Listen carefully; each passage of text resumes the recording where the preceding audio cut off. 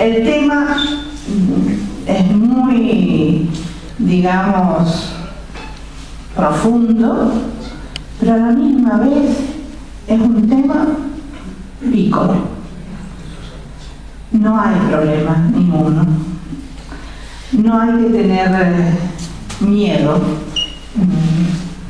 Ustedes dicen, ¿cómo? Aura.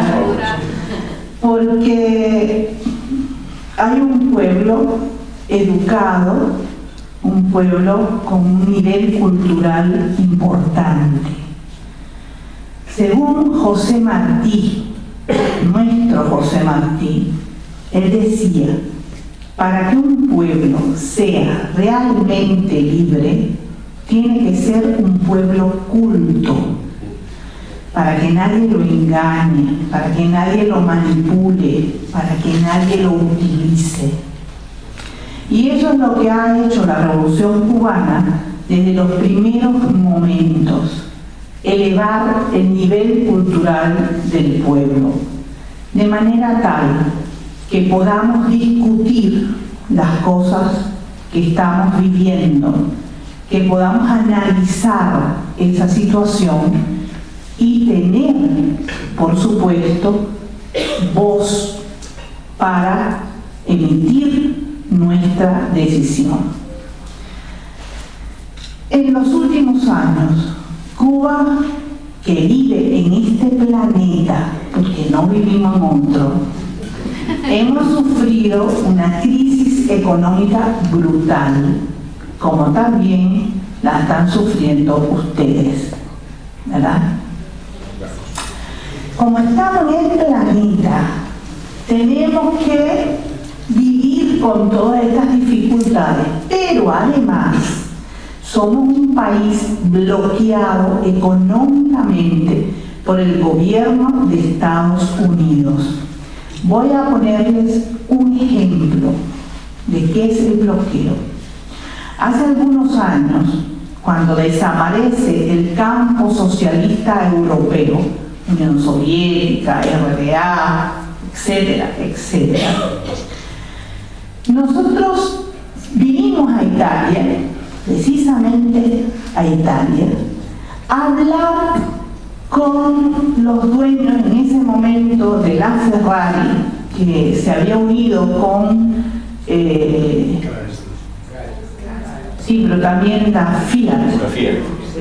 Se habían unido, estaban en ese negocio.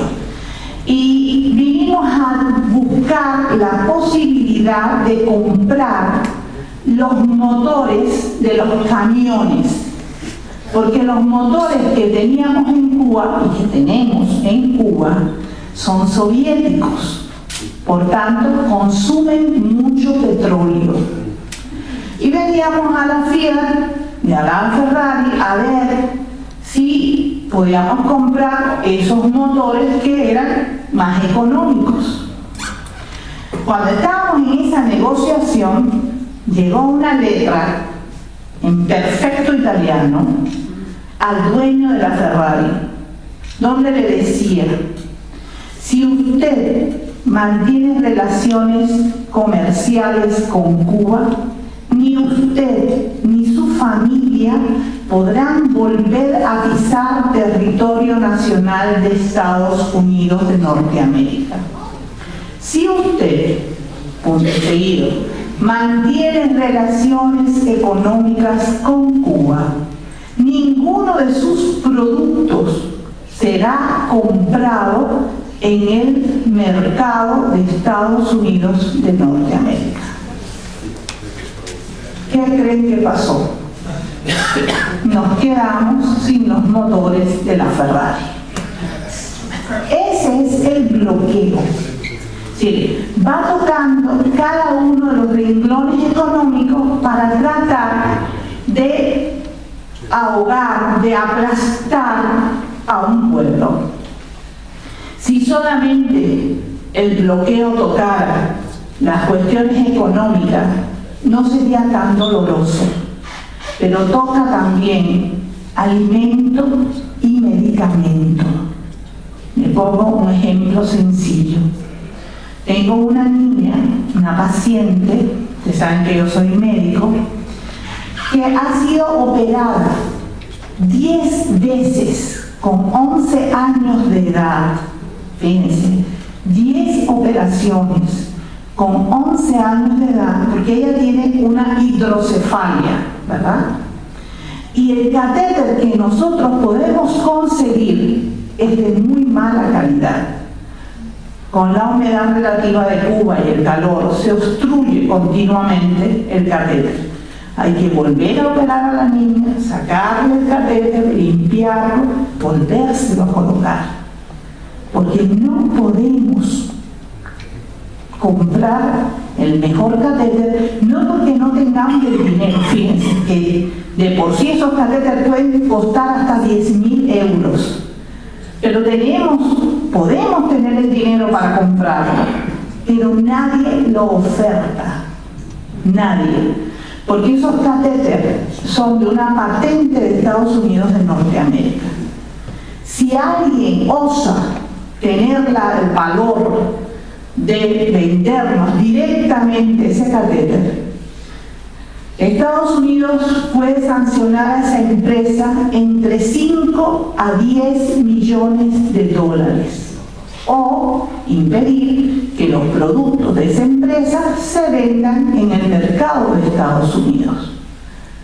Resumen, es muy difícil conseguir esos medicamentos que ustedes saben que ya son caros originalmente, son bien difíciles, mucho dinero cuestan, y nosotros a veces tenemos que usar 4 y 5 intermediarios. Por tanto, ese medicamento que originalmente ya estaba costando mucho soldi, para Cuba cuesta 4 y 5 veces más. Ese es el efecto del bloqueo sobre el pueblo cubano. Por eso nosotros podemos decir, económicamente, más de 200 millares de dólares, ¿sí? 200.000 millones de dólares puede haber costado a Cuba el bloqueo. Pero no podemos cuantificar lo que ha costado a la familia cubana, el dolor que ha provocado el bloqueo en el pueblo cubano. Por eso luchamos todos los días porque nos quiten el dichoso bloqueo. Ahora piensen, si el gobierno de Estados Unidos se niega a quitarnos ese bloqueo, ¿cómo podemos tener una relación diplomática normal con ese país? Es imposible, imposible.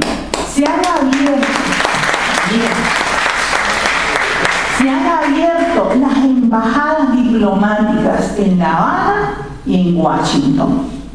Perfecto. Ustedes seguramente vieron cómo se hizo la bandera, ¿verdad? Himnos nacionales, militares, cancilleres, casi vicepresidentes en Cuba fueron. Toda la parafernalia aquella que se hizo, pero hasta ahí las cosas. ¿Cómo se puede tener una relación diplomática normal con un país cuyo Estado, fíjense, crea una ley con la cual el ciudadano cubano que toque territorio de Estados Unidos ilegalmente, esa palabra es clave, ilegalmente, puede recibir vivienda, trabajo, dinero para comenzar, y al año de estar viviendo en Estados Unidos, puede ser ciudadano de Estados Unidos. ¿Cómo podemos tener una relación normal con un gobierno que permite que se trafique con la vida humana de nuestro pueblo? Imposible. Eso es imposible. ¿Cómo podemos tener una relación normal con un gobierno que usurpa, roba, mantiene ilegalmente una base naval en Guantánamo. No es posible. No es posible. Esos son los 3 primeros puntos que estamos discutiendo desde que se abrieron las embajadas. Y no avanzamos. No avanzamos. Cuba quiere una relación normal con Estados Unidos. Claro que sí.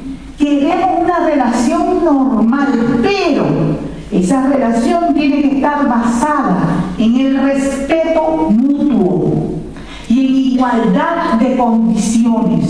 De lo contrario, no hay relación posible. Esos son los requisitos que pone Cuba para esa relación. Por tanto, el problema con Estados Unidos es de Estados Unidos. Cuando ellos decidan quitarnos el bloqueo, vamos a avanzar. Cuando nos devuelvan la base naval de Guantánamo, vamos a avanzar. Cuando derroquen esa ley de reajuste cubano, como le llaman, entonces vamos a avanzar. Mientras tanto, no podemos hacer nada. Tenemos que esperar a que ellos comiencen a caminar. ¿Por qué? Porque no fuimos nosotros los que pusimos ese bloqueo. No fuimos nosotros los que hemos agredido las costas de Estados Unidos en madrugadas con lanchas rápidas, asesinando a hombres y mujeres inocentes. No somos nosotros, son ellos. Entonces son ellos los que tienen que rectificar y cambiar su manera de actuar contra Cuba. Pero eso es muy difícil. En estos últimos días, el gobierno de Estados Unidos ha pasado un proyecto de becas a estudiantes cubanos, fíjense, becas a estudiantes cubanos para formar futuros dirigentes. Escuchen esto. El gobierno de Estados Unidos hace semejante proyecto y no habla con Cuba, no habla con el Ministerio de Educación, no. Ellos tiran la noticia, dale. Pero ¿qué se creen? ¿Qué? A veces es saludable, fíjense, a veces es saludable que sean tan cretinos, porque siendo tan cretinos nos hacen reaccionar. Y los jóvenes cubanos, los estudiantes cubanos han ido a las calles a manifestar su desacuerdo por la falta de respeto del gobierno de Estados Unidos con relación a ellos. Ha sido una reacción en cadena de los jóvenes cubanos. Eso es muy bueno, porque los jóvenes tienen que darse cuenta siempre de quiénes son las personas que supuestamente quieren cambiar para tener una mejor relación con Cuba, pero no lo intentan, ni siquiera lo intentan, siguen con su manera de pensar. ¿Cuál es el problema? Es la situación actual de nuestra América. Muchas personas dicen que el Papa Francisco tuvo que ver con que Obama pues abriera este pequeño conducto hacia Cuba. Es posible. Hay 2 papas anteriores que también lo intentaron, también es cierto. Pero la cuestión más importante no es el Papa Francisco. La cuestión más importante es el cambio en América Latina.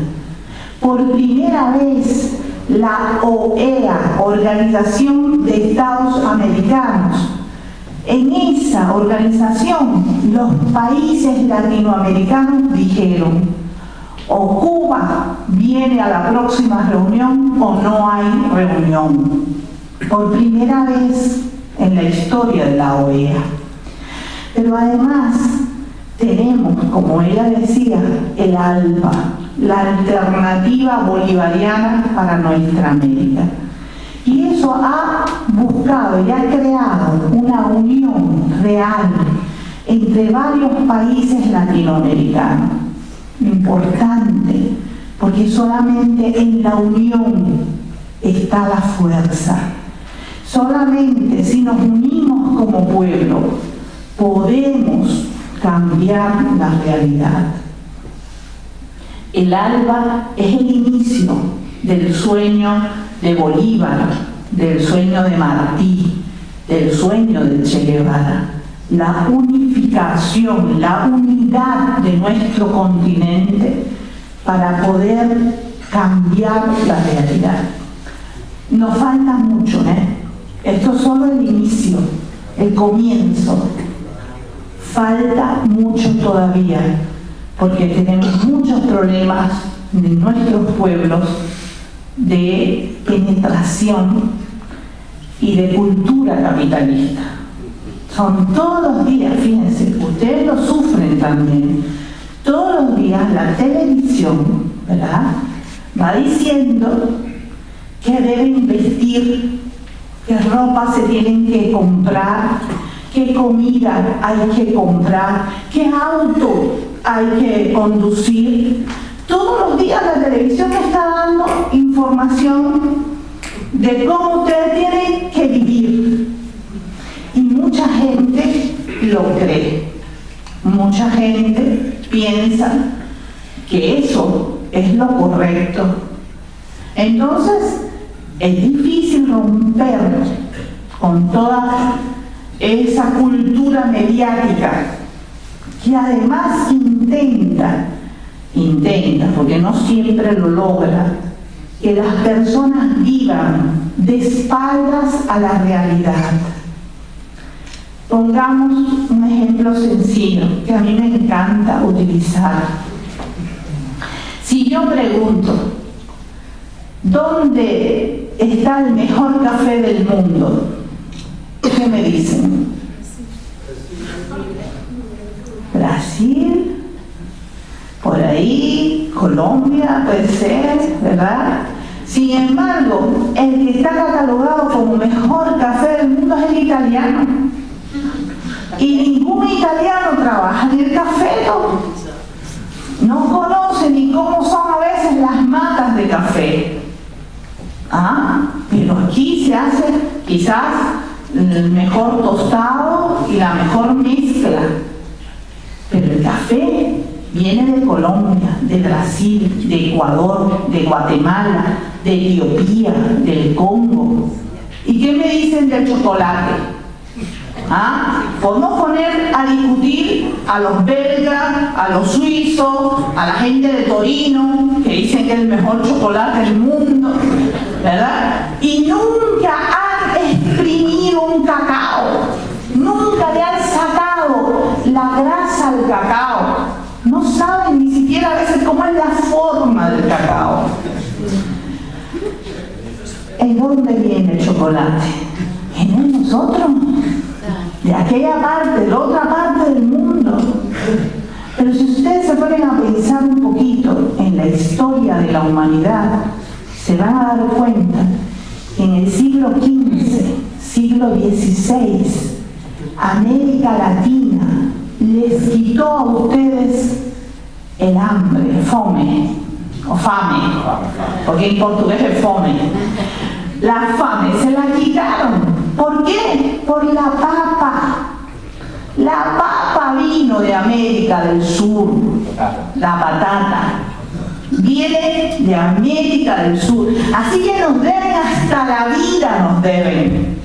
Y sin embargo, fíjense, si ustedes van a Portugal, a la Coimbra, es una universidad preciosa que hay allí, y le enseñan la biblioteca donde están los libros, ¿no?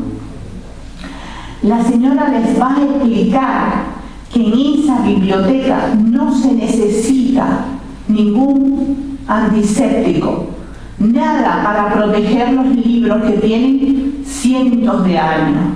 ¿Por qué? Porque toda la madera con que está hecha la biblioteca es madera preciosa. ¿Y de dónde vino esa madera? De la Amazonía brasilera. Y yo le pregunté a la señora, ¿cuánto han pagado ustedes por esos leños? ¿Cuánto? Nada, me dijo, no, nada. ¿Y cuándo van a pagar? ¿Cuándo lo van a pagar? Está bien, no lo paguen, pero no sigan robando. ¿Entiende? Tenemos que hacer puentes de solidaridad.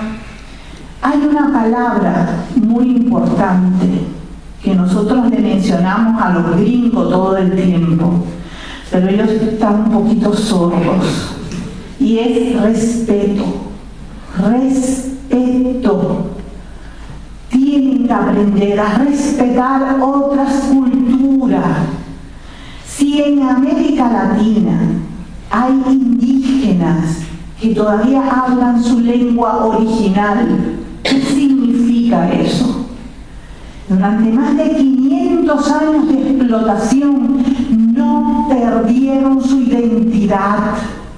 Entonces son pueblos a los cuales hay que aprender de ellos, hay que seguirlos a ellos. Cómo protegen la Pachamama, la tierra, cómo la respetan. Todas esas cosas tenemos que volver a aprenderlas de los pueblos originarios. Necesitamos cuidar nuestro planeta. Hay un filósofo que dijo una vez: la humanidad que renuncia a la razón y abandona la ética pierde el derecho a existir. Y esto es verdad.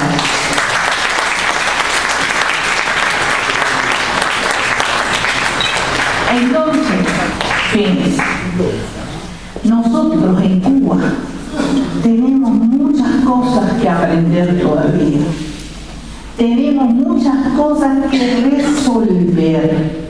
La sociedad socialista no es perfecta, ni mucho menos. No. La sociedad socialista está hecha por hombres y por mujeres. Y nos equivocamos todos los días. Cometemos errores todos los días.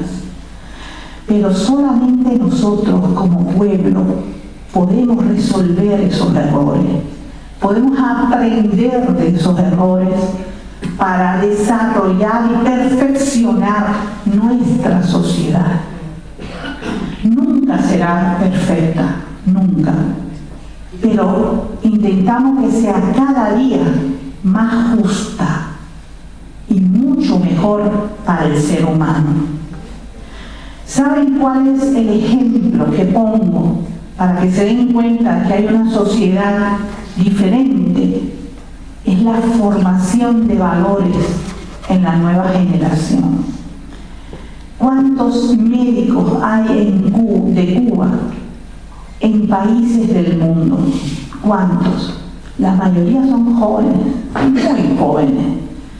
Cuando estuvo el problema del ébola en África, ¿dónde fue la Organización Mundial de la Salud a buscar ayuda?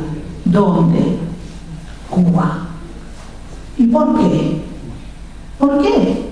Si somos un país del llamado tercer mundo, ¿por qué fue a pedir ayuda a nuestros médicos?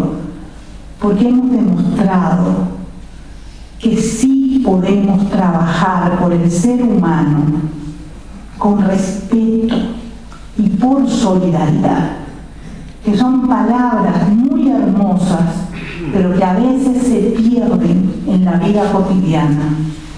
Solidaridad no es dar lo que a mí me sobra. Solidaridad es dar lo que otro necesita, aunque yo tenga que apretar un cinturón.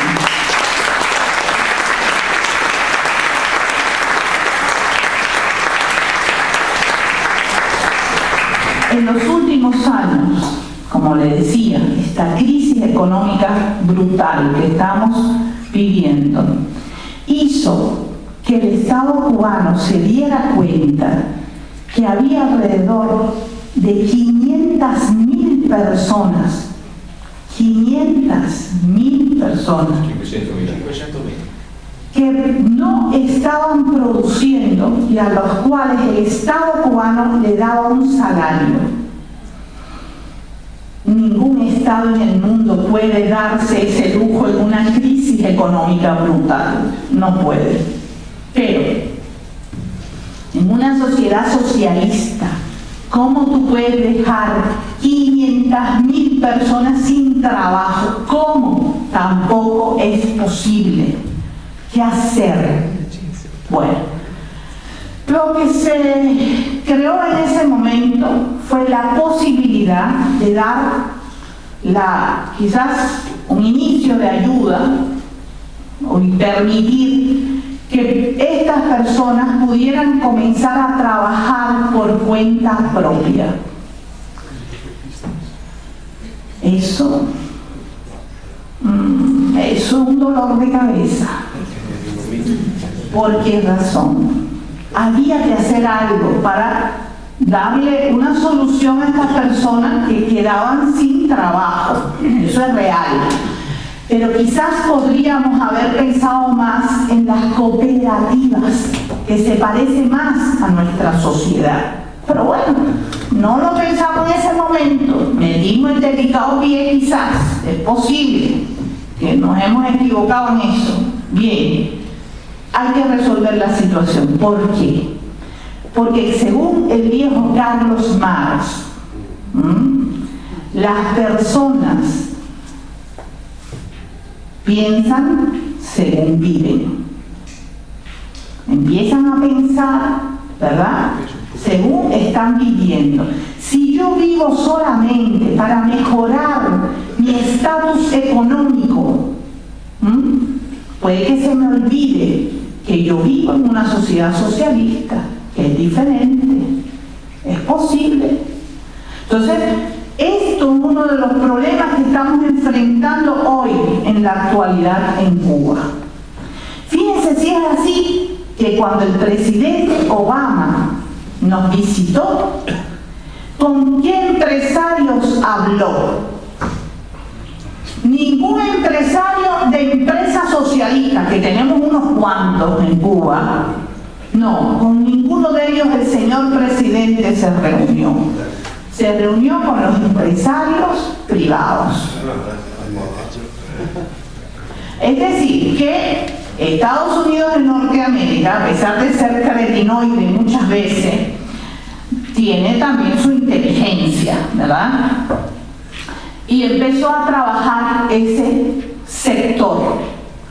Por eso, en este momento, es uno de los sectores priorizados del gobierno cubano, de manera tal que se trabaje ideológicamente, pero también que se vaya tratando de buscar la forma de crear cooperativas de servicio, cooperativas de trabajo urbano, cooperativas de transporte, pero cooperativas. Tratar de ir disminuyendo paulatinamente aquellas personas que trabajan por cuenta propia. Pero eso usted no lo puede obligar a hacer. Usted tiene que demostrar las ventajas de la cooperativa. Usted tiene que seguir educando a la población en la necesidad de defender nuestra soberanía. Y estas cosas son difíciles, es a lo que nos estamos enfrentando en este momento, pero hay confianza, hay realmente confianza, porque la mayor parte del pueblo cubano seguimos trabajando para nuestro pueblo, no para nuestro bolsillo. La mayor parte de la riqueza del país sigue en manos del Estado socialista y se emplea en beneficio del pueblo. Les voy a poner un ejemplo. Ustedes saben que nosotros tenemos muchos médicos trabajando fuera de Cuba. En algunas misiones, este trabajo, esta labor del médico se paga. Hay países, por ejemplo Qatar, tiene dinero, nos paga los 480 médicos cubanos que están en Qatar. No los paga. Bueno, con ese dinero, ¿qué hacemos? En primer lugar, sostener económicamente las misiones como las de Haití, que son 480 médicos que Haití no puede pagar de ninguna manera. Entonces Cuba utiliza parte de esas ganancias de Qatar para poder mantener a nuestros médicos en Haití. Por otra parte, en otro lugar que también nos pagan con la colaboración médica, ese dinero lo usamos para sostener a los médicos cubanos que se quedan dentro del país y que trabajan a veces doble o triple. Porque acuérdense que nosotros llegamos a tener un médico de familia que atendía 190 familias. Muchos de esos médicos de familia hoy están en Venezuela o en Brasil. En Brasil, la OMS le pidió a Cuba 14.000 médicos. Nosotros no llegamos a los 14.000, pero casi a los 13.000, sí. Y con la presidenta Dilma llegamos a tener casi 13.000 médicos cubanos en Brasil, que mejoró mucho, por supuesto, el nivel de vida de la población brasileña, lo cual estamos orgullosos de hacer. Pero muchos de esos médicos nuestros no están en Cuba. Por tanto, el que se quedó en Cuba tiene que hacer a veces 3 veces su trabajo. ¿Qué hizo el Estado cubano? Nos aumentó el salario.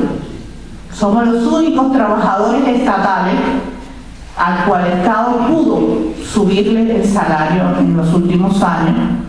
Y ahora mismo nos acaba de vender a cada médico cubano una laptop en 680 pesos cubanos. Si usted... Un portátil, ¿no? Sí. Es una computadora portátil. En 680 pesos cubanos significa, fíjense eso, si le hacemos el cambio en el mercado, ¿cuánto? Como $30 aproximadamente.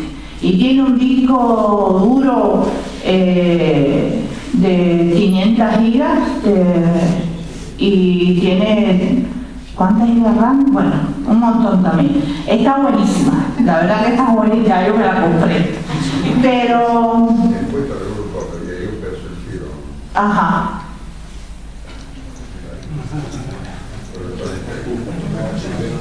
Facciamo così, se vuoi ti faccio io alla fine un riassunto su... Quest'ultimo pezzo.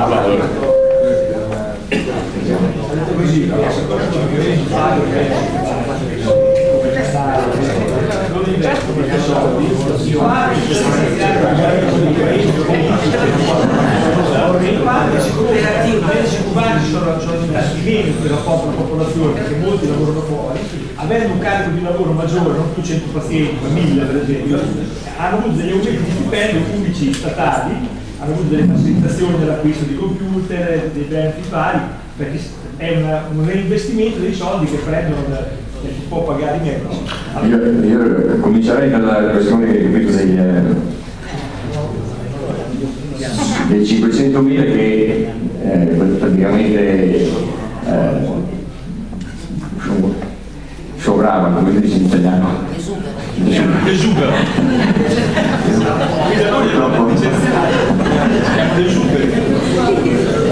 Ho preso molte parole italiane e non ho imparato bene lo spagnolo, quindi faccio di così. Vabbè, comunque, di questi 500.000, chiaramente Cuba si è trovata in una crisi molto economica molto forte, praticamente da 6 anni qua, più o meno 6-7 anni, basta che hai sì, e quindi hanno dovuto prendere questa decisione praticamente di questi esuberi, di questi 500.000 persone che lavoravano nel campo statale e che non potevano permettersi di pagare dei salari per dei posti che non erano produttivi. Quindi qual è stata la decisione che ha preso lo Stato cubano in quel momento? Cioè di dare la possibilità a questi qui di fare la cuenta propria, cioè il lavoro in proprio.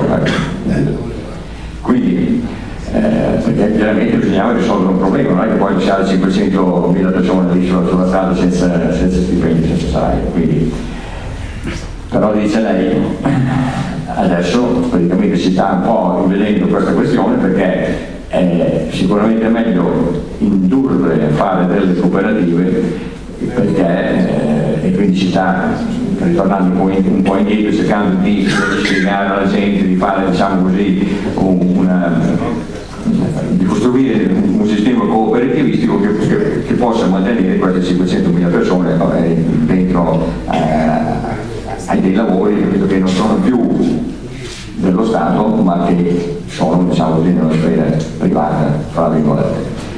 Poi il discorso dei medici che sta facendo lei, cioè le missioni che Cuba ha all'estero, ci sono delle missioni che sono a spese del governo cubano e altre missioni, come appunto quello che diceva la dottoressa Leder, in Qatar, dove il Qatar paga Cuba, perché il Qatar i soldi ce li ha. Allora praticamente lei dice che cosa succede? Che i soldi che incassa il governo cubano nelle missioni in quei paesi che possono pagare vengono usate per poter mantenere le missioni nei paesi dove non possono pagare, quindi Haiti probabilmente in Italia avrebbero dato 30.000 euro di pensione al mese. Quindi poi sicuramente sarà stata anche la questione dell'Ebola, perché non penso che l'Ebola sia stata remunerata dall'OMS, non credo, comunque no. Quindi quello che ha detto lei praticamente è questo. Poi io sono testimone perché vivo a Cuba, quindi i medici di famiglia a Cuba sono diminuiti abbastanza, perché per questione delle missioni anche la mia medico di famiglia, che è della brigata RIV, e poi potremmo esplicare lo che è la brigata RIV, questo che non so, abbiamo tenuto un terremoto qui,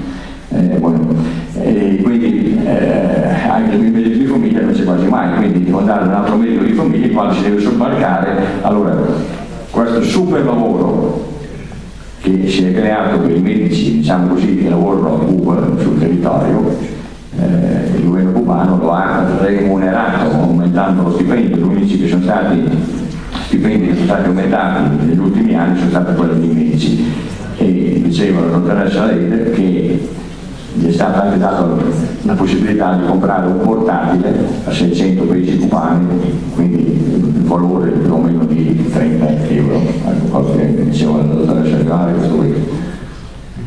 E un'altra cosa, volevo capire, ha detto prima che un conto era la gravità del blocco economico, ma che hanno sofferto molto le famiglie, io non ho capito il concetto.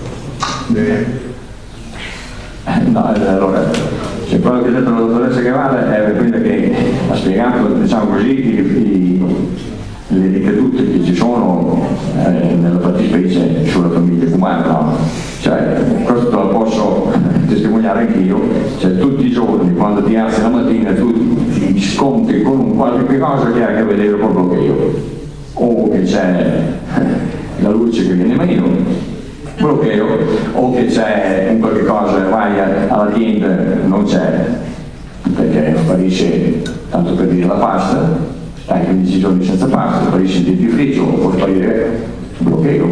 Cioè questi sono aspetti che colpisce direttamente nel quotidiano anche la famiglia cubana. Bueno, para no robarle más tiempo, esto es lo que estamos en este momento enfrascados, es decir, trabajando, logrando un poquito ir mejorando la economía del país. En los últimos tiempos hemos hecho un análisis con toda la militancia del Partido Comunista de Cuba y la Unión de Jóvenes Comunistas. Somos más de 1,5 millones de personas, para después discutirlo con todos los trabajadores cubanos. Los proyectos que tenemos en el futuro para ir mejorando la economía, si los proyectos, las perspectivas, toda una serie de cosas interesantes que se pueden discutir todavía, no es que ya estén, es que se pueden discutir, se pueden profundizar y ver realmente cuál es la vía que vamos a ir usando para ir mejorando económicamente. Es indiscutible que hay que mejorar la economía del país. Eso es indiscutible. Sí. Tenemos que lograr ser autosuficientes como pueblo. Todavía no lo somos. Producimos ya mucho más rizo que consumimos diariamente nosotros, pero todavía tenemos que comprar rizo de China, de Vietnam, de Brasil. El objetivo es que seamos capaces de crear toda la alimentación del pueblo dentro del país, Cuba es un país, una isla, ¿verdad? Y no teníamos hábito de comer, de manjar pescado. No, es una cosa absurda. Con el mar del Caribe, el pescado espectacular que tenemos, porque es sabrosísimo, y no tenemos hábito de comerlo. Entonces, poco a poco tenemos que aumentar esa producción de pescado, no solamente de mar, sino también de agua dulce, de ríos.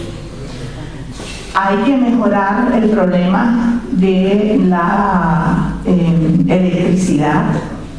Cuba durante muchos años del llamado periodo especial tuvimos no apagones, no, tuvimos alumbrones, porque teníamos 8 horas de luz y el resto no.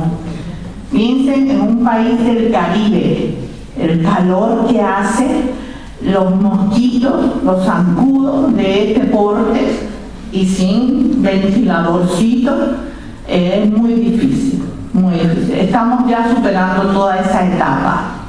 Realmente hemos ido trabajando en buscar alternativas para la electricidad. Estamos trabajando mucho los paneles solares, el eólico. Estamos también desarrollando más el hídrico, el del agua. Y bueno, hay varios proyectos sobre el calor de la tierra, la energía del sol, pero en la tierra.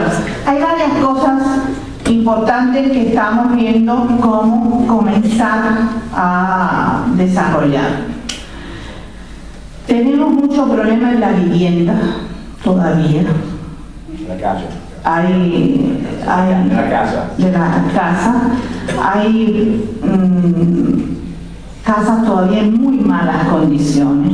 Ahora mismo con el último ciclón que nos acaba de pasar, hemos perdido prácticamente más de 15.000 viviendas, más de 15.000 casas se perdieron, totalmente o parcialmente.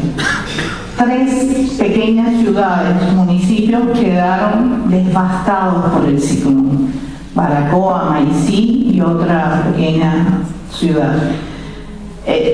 Son cosas que tenemos que enfrentar porque vivimos en el Caribe. Va a haber ciclón siempre, pero entonces hay que construir la vivienda, la casa, de manera tal que sea más resistente a todo este problema atmosférico. Pero eso es muy caro. Económicamente es difícil. Todo el tendido eléctrico todos los cables de electricidad deben ser soterrados. Pero eso es carísimo. Todavía no podemos soñar con eso, todavía nos falta un poco para hacerlo, pero está en proyecto, está en proyecto. El transporte urbano es pésimo en Cuba, pésimo, malísimo. Hay que resolverlo. Entonces, estamos trabajando también en hacer nuestros propios ómnibus mucho más económicos, pero para eso tenemos que ver qué puerta tocamos para los motores. Porque si el FBI detecta todo esto, vamos a tener problemas por el bloqueo. Pero intentamos buscar soluciones.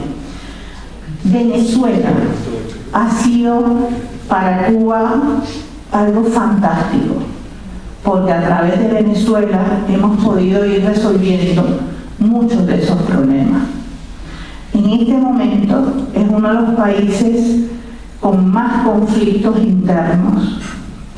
Realmente el trabajo de la CIA ha sido devastador. Ellos no tienen una revolución como la hicimos en Cuba.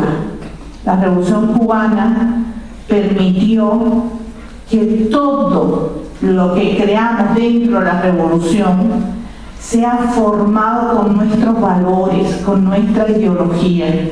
La revolución bolivariana no fue así. Por tanto, tienen dentro del país muchos intereses diferentes que manipulan a las personas. Tienen medios de comunicación que son tremendamente reaccionarios. Les voy a poner un ejemplo que yo viví. Hace 2 o 3 años, el 8 de marzo, yo fui a Venezuela. Estaba muy tensa la situación. Y bueno, fui como mujer, pero donde quiera que estoy, soy cubana. Entonces dije, voy a ver a los médicos cubanos, estar un ratico con ellos, ver la situación. Y me reuní con un grupo de médicos en Caracas. Yo les dije, yo no vengo a hablar, yo vengo a escuchar. Cuéntenme. Se paró una mujer negra, grande, fuerte, y me dijo, doctora, yo soy la jefa, ella era la directora de un pequeño hospitalito que creamos, que hicimos ahí en eso de un barrio residencial, es un barrio prácticamente residencial de Caracas. Y ahí hicimos nuestro hospital. ¿Por qué razón? Ustedes se acuerdan que el presidente Chávez comenzó el proyecto de barrio adentro, cuartel adentro, ¿no? En italiano sería barrio adentro en español, ¿no?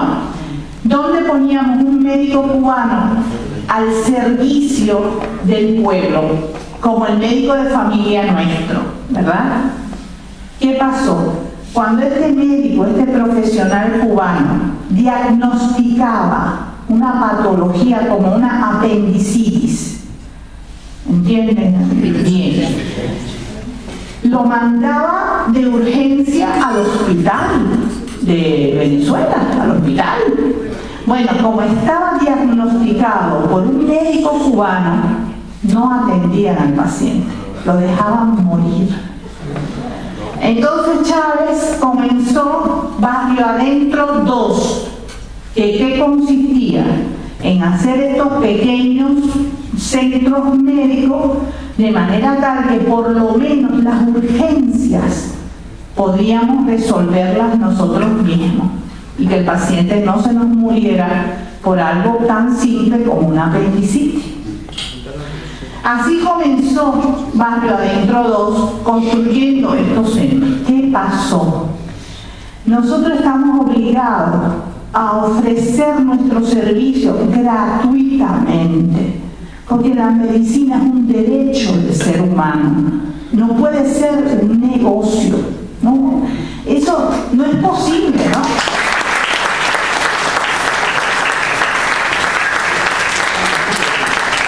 ¿Qué pasaba? Que nuestros pequeños hospitales tienen una tecnología de primer mundo y se hace todo bien. Tiene que ser un venezolano muy retrógrado, muy cerrado en su mente, para no quererse atender gratuitamente, aunque no sea chavista, ¿entienden? Y ahí empezamos a tener conflictos serios con los colegios médicos. Los colegios médicos latinoamericanos en general son muy reaccionarios. ¿Por qué? Porque es un negocio la medicina en América Latina. Entonces, esto hizo que cuando comenzó a moverse toda la pudredumbre humana esa que hay dentro de Venezuela, que están vendidos a los intereses de Estados Unidos, uno de los focos más importantes de reacción fue nuestros hospitalitos. Y esta mujer me cuenta cómo le llenaron el hospital, es decir, el perímetro del hospital, ¿verdad?, de mesas rotas, sillas, de desechos para prenderle candela, para ponerle candela. En ese hospital, el 80% del personal eran mujeres cubanas. Así que le iban a prender fuego a mujeres, sobre todo, dentro del hospital. Ella me contó que tuvo mucho miedo, porque ella pensó que moría allá adentro. Pero fíjense la mentalidad. Ella me dice: doctora, yo sentí pavura. Digo, pero claro, tiene que sentirlo, te van a quemar viva, ¿no? Ella no pensó en salirse del hospital. Ella pensó en defender hasta el último momento el hospital. Llamó a Cuba y habló con sus padres. Y claro, empezó a llorar, ¿no? A llorar de la impotencia, del miedo también, de la pavura. Y la hija de ella, que tiene 15 años y estaba en Cuba, escuchó, tomó el teléfono y le dijo a su mamá: mamá, ante esas personas, ante esa gente, ni una lágrima, ni una lágrima. Una niña de 15 años. Esa mujer se llenó de todo el valor. Por suerte, los vecinos reaccionaron a tiempo y quitaron todos los escombros. Y estamos hoy haciendo una anécdota simple, pero pudo haber sido un crimen de lesa humanidad. Y eso ninguna prensa internacional lo cuenta. Y esas son la gente, las que pretende tomar el poder en Venezuela. Usted se imagina, ni la gente de Hitler ni la de Mussolini hicieron tanto daño. Es una cosa en siglo XXI, señor. Estamos en el siglo XXI y hay gente que piensa así. ¿Se ve esto? Esa es la realidad de Venezuela. Estamos ahí todos los días sosteniéndola, porque para nosotros realmente ya no solamente es importante desde el punto de vista económico para Cuba, es importante desde el punto de vista del proyecto futuro de América Latina. Venezuela representa esa unidad del ALBA, de la alternativa bolivariana. Por eso es tan importante que sobreviva como proyecto revolucionario. Y ahí estamos también trabajando. Ya voy a terminar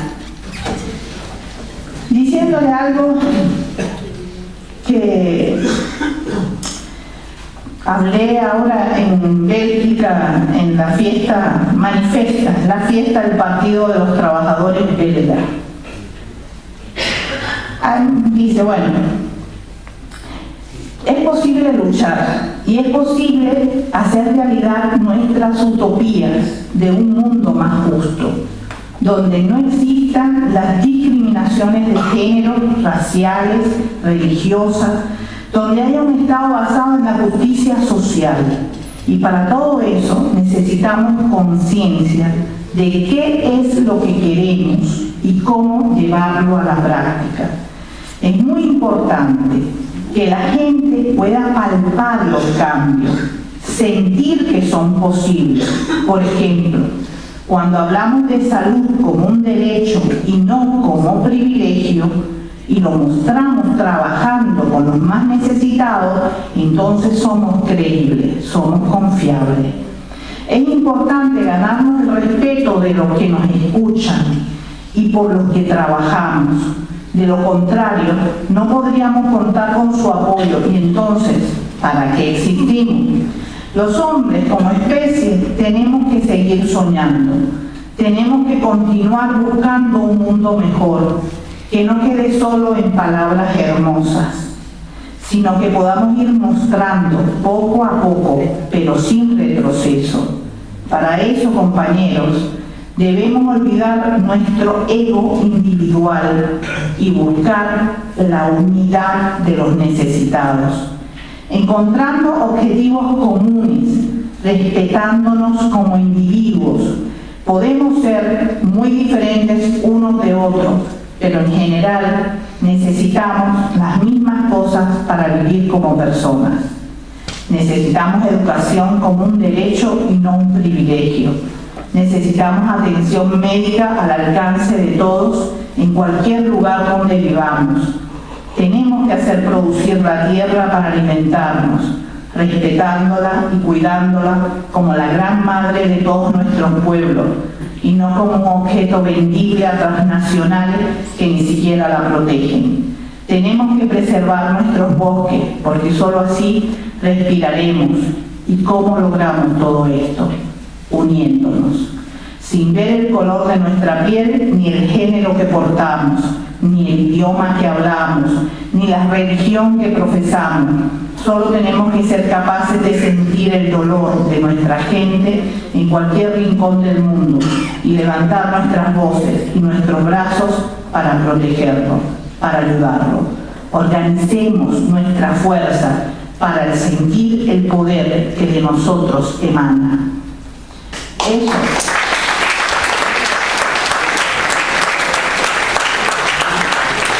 es el sueño de muchos de nosotros.